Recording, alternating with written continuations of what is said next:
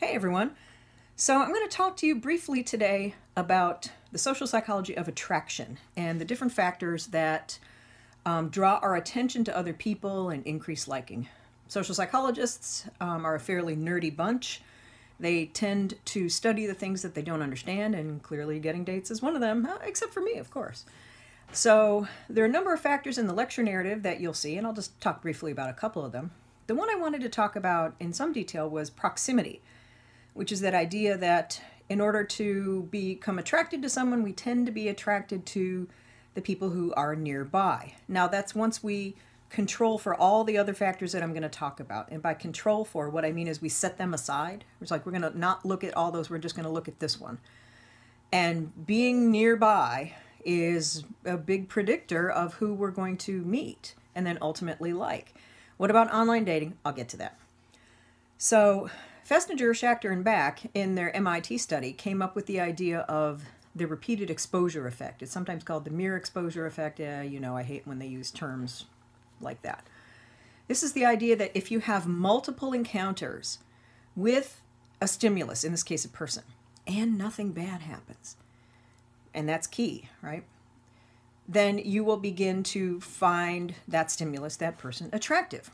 So imagine you're living in a big apartment building in the city, and you get on the elevator, and okay, I have to speak to the women here. You get on the elevator, and a guy walks into the elevator that you've never seen before. Now, ladies, do you walk up to him and say, "Hi, my name's Becky, and I live in 4B, and here's a key to my apartment. Stop by anytime." Yeah, no, right? You kind of edge away, and then you do, ladies, you can hear my keys, right? You know what I'm about to do, right? Guys, if you ever see a woman doing this, you need to back the hell up, because she's, I'm going to come after you with my keys, right? And that's what we do, right? Right?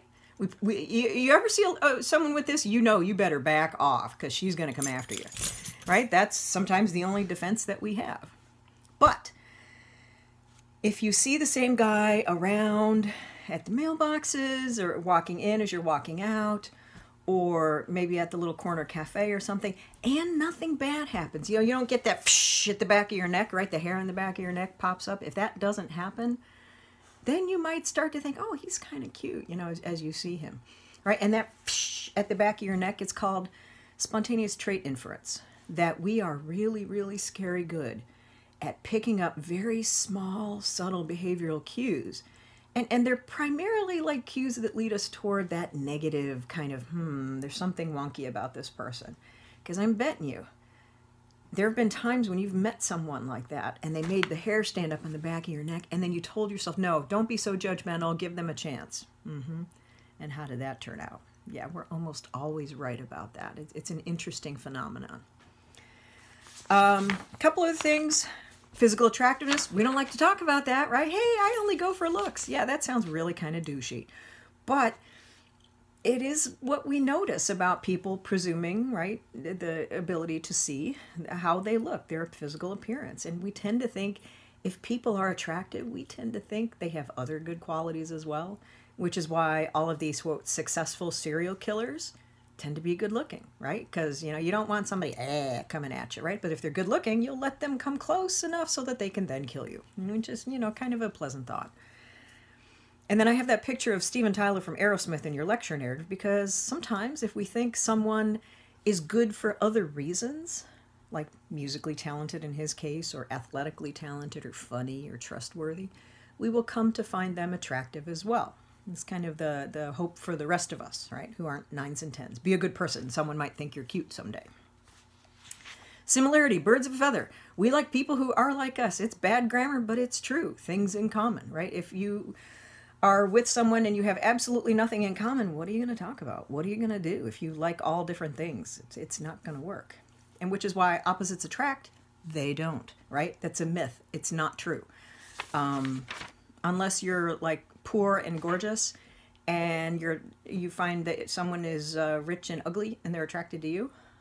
That's kind of, look up Anna Nicole Smith. Kind of a sad story.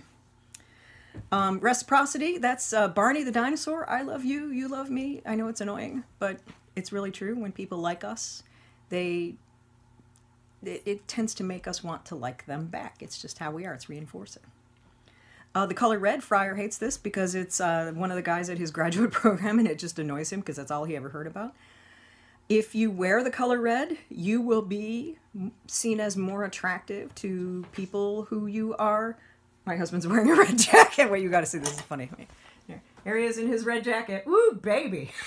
But that's really true, right? That's that Elliot and Nesta stuff that says that if you wear the color red, you are seen as more attractive, more appealing to others who would be attracted to you.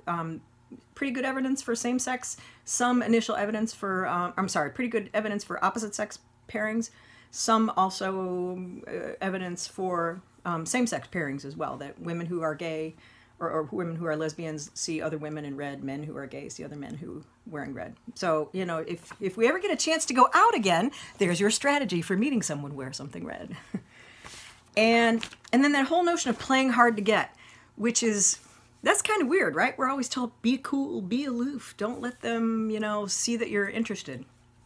And it's not actually that playing hard to get that actually works. It's that selectively hard to get. You'll see that in the Wallster study that I have in the lecture narrative. You want to play hard for everyone else to get, but easy for that guy to get, right? Because we're cognitive misers. We don't want to have to work hard. So we want all the benefits of hard to get without actually having to work hard.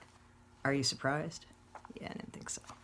All right, so I will come back at you soon, talk about relationships for a little bit, and then we are almost done.